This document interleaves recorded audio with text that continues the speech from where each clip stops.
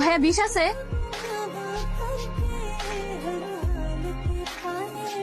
হ্যাঁ আছে। হ্যাঁ ভাই, ওই বিষটা দেন, ওই যে যেটা খেলে কম কষ্টে মারা যায়, ওটাই দেন। কত হলো? 100 টাকা।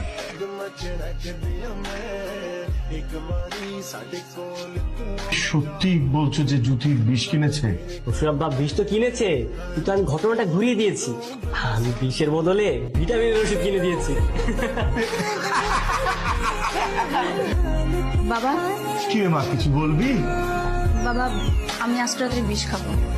হ্যাঁ, কোনো সমস্যা নেই। তোমার কয়টায় খাবি? ভাবছি 10টার দিকেই খাবো। না রে মা, 10টায় খাওয়ার দরকার নাই। 10টার সময় আমাকে নিউজ দেখতে হবে, তুই 12টায় খা।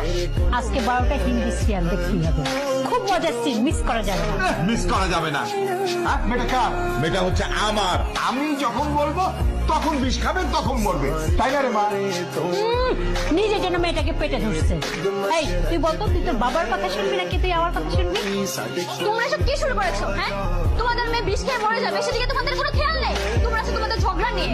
আচ্ছা তোর জীবন, তুই যদি তোর জীবনটা নাই রাখতে চাস তাহলে আমাদের কি করার আছে বল? হ্যাঁ সেটাই, তুই মরে গেলি বেঁচে গেলি, আমার কি অবস্থা হবে? তুই মরে যাওয়ার পর 40 করতে হবে। আরে না না, সুইসাইড মৃত্যু 40 কেউ খেতে আসে না। আর ফ্রি ফ্রি মানুষ খাওয়া কি লাভ বলো? তার থেকে এক কাজ করি আমরা, ওই টাকা দিয়ে না আমরা দুজন কক্সবাজার থেকে ঘুরে আসি, কি বলো? কি বলো, কক্সবাজার যাবো আমি? হ্যাঁ, খুব ভালো বুদ্ধি।